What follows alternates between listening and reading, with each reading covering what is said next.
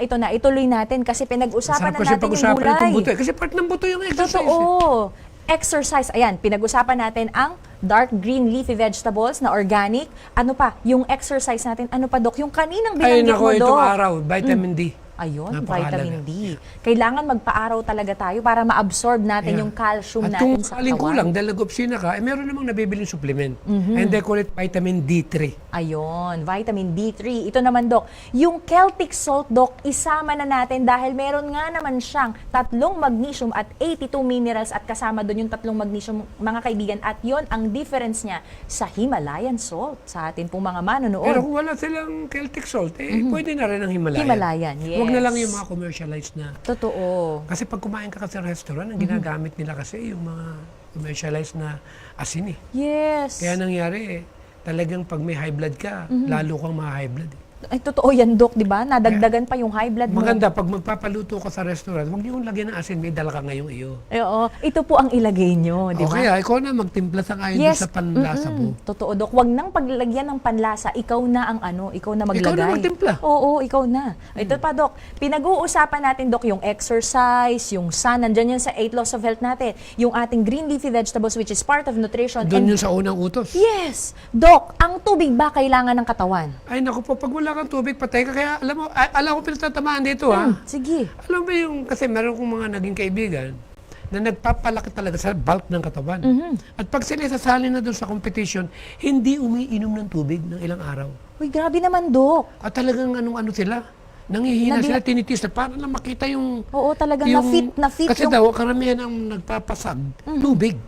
Aba. Kaya pag daw inihi mo yan, oo Magiging nga, fit ka. mananalo ko nga. Paano naman yung brain mo? 80% Yes. ng utak At ng tao, Totoo, tubig. Dok. Lalo na yung mga cells natin, kasi talagang kailangan ng hydration. Ang ibibigay lang naman sa'yo, isang maliit na trophy. Totoo, Gano'ng katagal Dok. ka bago makarecover doon sa ginawa mong... Yes, hindi pag-inom. pride lang naman talaga yan. Gusto mo lang ipakitang... Kinaya mo. Ay, look, the way I look at it, this is something is not really advisable for people who are joining that kind of competition. Dahil ang tubig, napakahalaga sa katawan. Totoo, Dok, di ba? Ang dehydration. Pero alam niyo mo po, ba na napakarami nagkakasakit na kulang lang sa tubig? Totoo yan, Dok. Actually, ang isa sa mga karamdaman, mga kaibigan, na talagang dehydrated lang ang pasyente or ang isang tao, is yung ating pong dengue.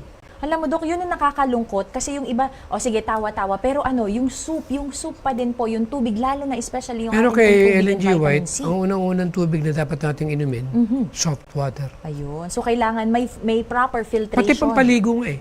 Ayun, para malinis ang ating Kaya ako katawan. soft ang tubig ko eh. Nilalagyan ko lang siya ng Celtic ng salt. Celtic salt. Pag iinumin ko na. Ayun, okay. Sa atin pong mga manonood, alam niyo po ba, another study din po, doon po sa libro ng The Calcium Lie is, dapat pala, Dok, ito, Dok, may tanong ako sa'yo, naglalagay ka ba, Dok, ng asin sa baso na iniinom mo na may tubig? Nilalagyan ko. Pero pag nilalagay ko na lang dito. Sa dila? Dila. Ayan. Alam mo, Dok, tama yung ginagawa mo kasi sa ating pong mga manonood, according to Dr. Robert Thompson, ang sabi niya doon ay yung isang basong tubig pala natin kasi at Galit least nga 8 ako pagka hindi nalagyan ng asin yung tubig tubig ko. mo. Naku, bakit? Dahil walang lasa, Dok? Hindi walang lasa, kundi wala ako makukuha minerals. Ayun Totoo. ang importante sa buhay ko. Yes. Pangalawa, ito yung bahagi nito. Pag nilagyan mo ng Celtic salt, yung iniinom mo, hindi ba may tinatawag na plasmid? Yes. Ang plasmid, ito yung pinakasusi kung paano mabuksan ang pintuan ng cellular level mo. Para mabuksan ang cells mo, para makapasok yung tubig, kaya meron tinatawag na tubig na up to the cellular level. Gandun naman sa nutrients.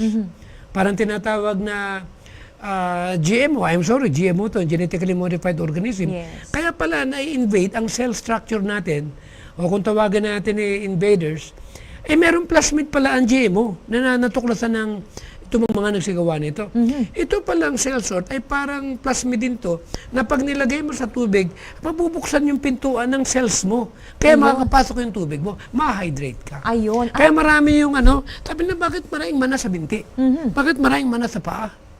kasi hindi nakapasok yung tubig. Yes, at yung pinaka-minerals na kailangan ng ating katawan at ng ating cells ay hindi po nakapasok sa ating pong mga cells, mga kaibigan. Kaya every time, yung isang basong tubig daw po pala natin every day, di ba 8 glasses of water at least ang dapat iniinom At natin? least 3 quarts. Ayun, dapat lalagyan natin mga kaibigan yung every inom natin ng 1 glass of water ay kailangan meron daw siyang Celtic salt para yung minerals na atin pong na nawala sa katawan natin, yung inihi natin ay marireplenish siya, maibabalik sa atin pong buto. Ang dami palang Alam mo? side effect yung kulang sa tubig. Naku, Totoo, kung isa-isahin Dok. ko, kulang Kaya- isang oras eh. Yes, totoo. Sa tubig pa lang yan. Oo nga, Dok. Totoo yan. Tubig pa lang ang pinag-uusapan Unang-unang natin. problema nito, isa example lang. Oh, sige, Dok. Pag nagkulang ka sa tubig, Mm.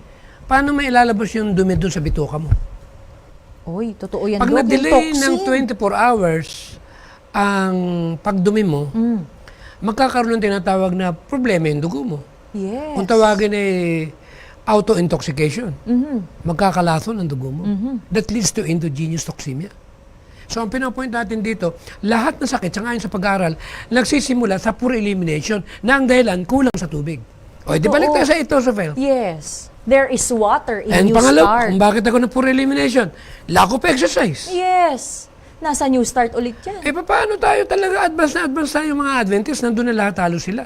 Kaya kung pag-aaralan natin ng tubig, believe me, nakasulat ito sa Physiology and Digestive System sa aklat na ito. Napakadami.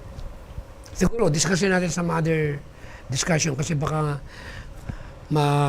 Ma-overtime tayo. mapuna ko na bakit ang topic ay nasa buto eh. Oo. Biglang napunta sa tubig. Sa tubig, oo. Alam mo nga. kung minsan kasi hindi maiwasan yung may mga comment eh. Ayan, okay lang yan, Dok. Ha? Pero sa akin naman, okay naman yun. Mahal ko naman lahat yan. Ayan. Alam nyo sa atin pong mga manonood, kung meron po kayong katanungan ngayon Saka na po, ginagawa ko to for love.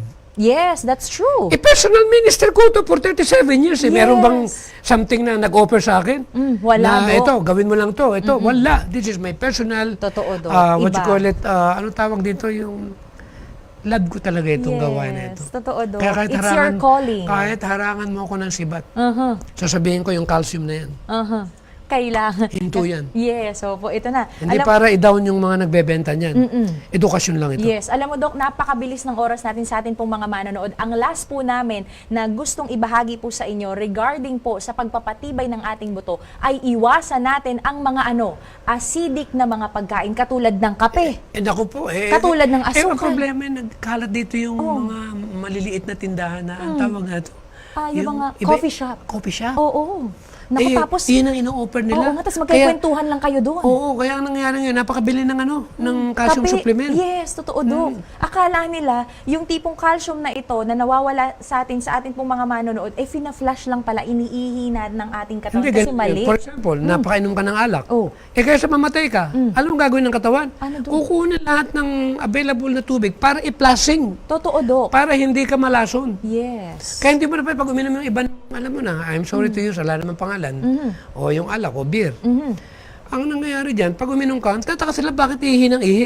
Kaya ka umihi, dahil mahal ka ng Panginoon, gusto niya ihi mo yung side effect nung iniinom mo. Totoo, Dok. Alam mo ba, Dok, ito pa sa atin pong mga manonood, yung calcium po is actually not acidic. It is actually alkaline. Ito po yung nilalabas ng buto natin kapag kulang na ng calcium para para i-flush kung ano po yung hindi maganda sa ating katawan, especially kung acidic na yung environment ng ating katawan, katulad ng pag-inom ng kape, pagkain ng mga junk foods, yung mga dairy products Eh, yung mga natin. alcohol na yan. Ay, Yes. actually naman talaga, hindi naman talaga para sa Sigarilyo. katawan niya, sigarilyo. Uso pa ngayon yung Vape. Yung Naku vape natin, po, naku, ano ba Dok? ng mga kababayan ko, Totoo, mga Dok. kabataan.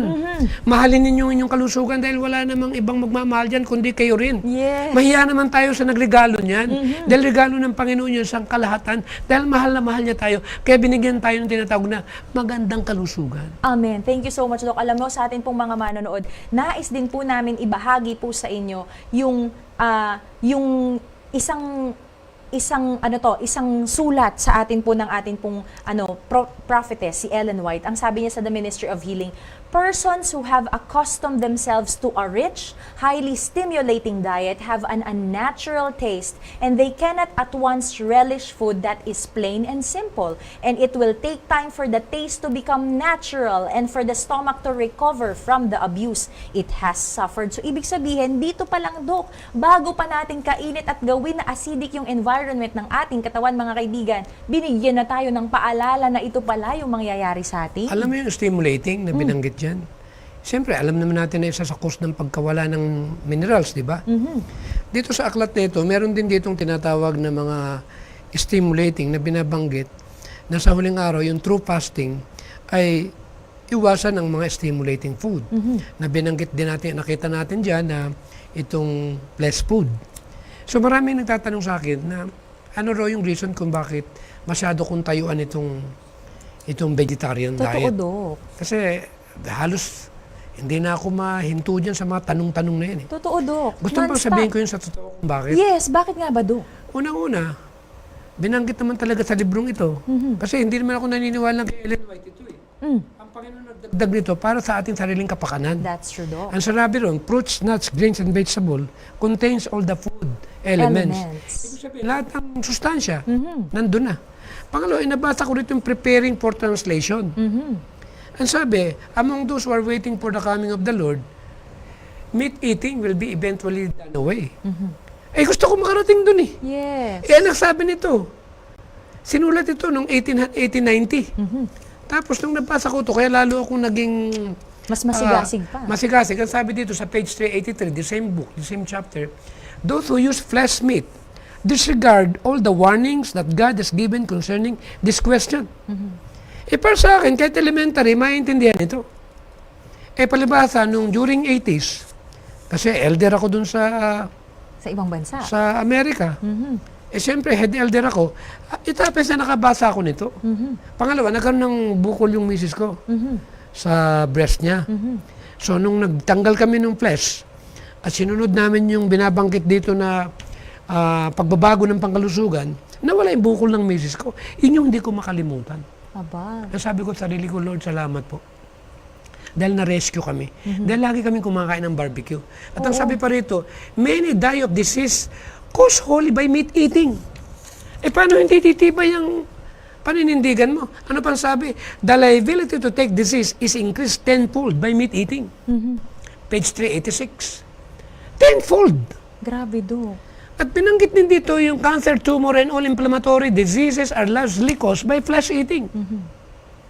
Eh, sa natural medicine, akin na pag-aralan, for example, may sakit ka sa baga, naninigarilyo ka, ang ipatatanggal namin, eh yung sigarilyo. Hindi ko sila ooperan ng kung ano man yung bagay na ibebenta ko. Kundi ituturo ko, natanggalin mo ng sigarilyo. Or else, sayang lang yung produktong iinumin mo. Totoo, Dok. And I'm very straight. Sinasabi ko yan sa mga pumupunta sa amin tanggapan ng araw, kung hindi nyo po kayang tanggalin yung cause ng high blood ninyo, ang pinakamaganda, huwag nyo na lang sayangin yung pera ninyo. Yes. Kaya doon sa mga cancer, ang sabi dito, sa 388, cancer, tumors, and all inflammatory diseases are largely caused by meat eating.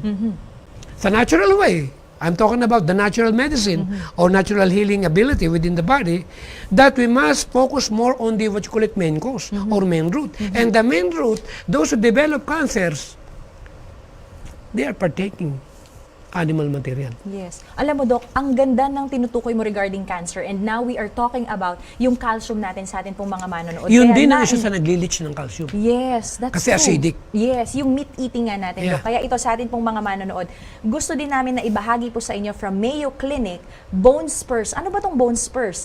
Bone spurs are actually bony growths. Yun yung mga tumutubo sa atin pong sa atin pong mga joint. At ang mangyayari diyan, ito yung tinatawag na yung sobrang calcium na hindi na-absorb ng ating katawan, mga kaibigan, ay tumutubo siya sa ating pong mga joints. At ito yung tinatawag natin na Ano tawag doon? nadideform. Nadideform Ibig yung- sabihin, yung pinaka-normal hands natin, yung shape ng ating kamay, ng ating tuhod, ng ating mga paa, or ng ating mga, kung ano pang mga, merong joints ito, yung siko natin, na tinutubuan ng na kala nating bukol, hindi po siya tumor, mga kaibigan. These are actually excess calcium na nabubuo doon, nagpupunta siya doon sa joints, at anong nangyayari? It ito yung tinatawag natin na gouty arthritis. And you know, I would like to share with you, we would like to share with you sa atin pong mga manonood, yung dahilan kung bakit tayo merong kidney stones. And it is because of calcium, mga kaibigan. Amen. Diba? Calcium, Kaya ibig merong mga sabihin. problema ngayon, napakarami Totoo, kakailangan ng... Dok. Akala natin, it is because of the salt na kinakain natin. Hindi lang yun, mga kaibigan. These are different kinds of kidney stones. Calcium oxalate stones, which is the most common type, at yun yung mga isa sa mga nagiging dahilan bakit nagkakaroon ng pamumuo or nagkakaroon tayo ng bato sa atin pong kidneys. Why? Kidneys are the filtration system ng ating pong katawan. Another thing, calcium phosphate stones. Ito naman ang nagkukos ng abnormality sa ating urinary system na nagfa-function. Another thing, struvite stones. Ito naman yung galing kapag kunyari nagkaroon tayo, Dok, ng UTI na bacteria sa ating pong katawan. Yung mga merong urinary tract infection, yung upper. Ayan. Ano pa? Ang nangyayari kasi, Dok, it's when the urine becomes more alkaline. Kasi dapat acidic yung atin pong, yung sa kidneys natin. Actually, kaya nga sinasabi ko lagi yung alkaline water because we are talking about inorganic minerals and it's not really advisable to take that. Kailangan natin talaga yung alkaline na ang tawag natin ngayon ay yung na ma-absorb. Yes. Nasa organic category. Totoo, Dok. At ito pa, Dok, uric acid stones, well, we all know, it is formed in people who lose too much fluid. Ibig sabihin, yung mga dehydrated. At dahil doon, yung nagkakaroon ng, na-experience nila, Dok, yung atin pong chronic diarrhea at yung mga kumakain ng processed food, ng ating mga flesh meats, at yung merong diabetes at metabolic syndrome. Ito pa, yung cystine na stones, which is, cystine, Doc, is one of our amino acid ang tawag dito, na amino acid natin, which is, kapag tayo pala, sobra yung cystine, hindi na-absorb, ang nangyayari, nagkakaroon tayo ng ating mga stones. So, nakikita niyo po, mga kaibigan, ang dami po palang problema na Kaya hindi tuloy, porket nahihirapang kumakain umihi. ng calcium. Yes, Pero that's mabigat true. yung nakikita rito. Yes, gouty. Nakita ko iba na Ako naman sa edad ko to. Di ba? Okay pa. Yes, at Direct. nagagalaw-galaw mo pa doon. Talagang Walang pantay na iniitan, pantay. walang Wala sakit, namang oo. problema Talagang... So, ang Totoo, point Doc. dito, hindi pa huli. Yes, that's right. Alam mo, Doc, ito na. Ibabahagi po namin sa inyong mga kaibigan ang hiwaga ng castor oil. Because ang castor oil, mga kaibigan, kapag yan po ay pinunas po natin or pinahid po natin sa atin pong mga gouty arthritis, ano pong nangyayari? Ito po ay nabe-breakdown. Ibig sabihin, natutunaw pala siya at eventually, Pero mas iihi mabilis natin. kung lagyan ng black salt. Ayun. Yung... Pinaka-gout, yung part na yun, yung mga talagang joints. hiyalo doon. Kumbaga, Ayun. Ibig sabihin, Doc, tubig at ihahalo yung semented castor buhangin, oil. sama-sama sila. Ayan. So, castor oil Kahit sa bukol, together with maganda rin. black. Kung meron kang bukol o Yes. breast tumor, itapal. Ayun. Thank you so much, Doc. Ito na, Doc. Alam mo, Doc, nakakatuwang isipin kasi ang dami nating mga napag-usapan ngayong araw na to. Bitin ng isang Totoo, oras. Doc. Kaya bibigyan pa natin ng pansin one more time. Ito pong bone natin, ito pong osteoporosis. At kung meron pa po kayong mga katanungan, bibigyan na po natin. Alam nyo, isa-isahin na natin, Doc. Kasi nagtanong dito ang isa nating kaibigan. Sabi niya, Doc, pwede po ba yung rock salt? Kung wala tayong Celtic salt, kung hindi afford na makabili ng Celtic or Himalayan, pwede po ba yon? Yung rock salt natin, Doc? Murang-mura lang naman ang Celtic salt Ayan. Bakit kailangan pa natin? Yun na nga yung maganda Okay, maghanap po tayo, mga kaibigan, kasi Meron, for sure napakarami. meron yan. Okay. Nagkalat. Lalo na Himalayan. Kung walang Celtic, di Himalayan. Oh, okay. Alam mo, Doc, ito may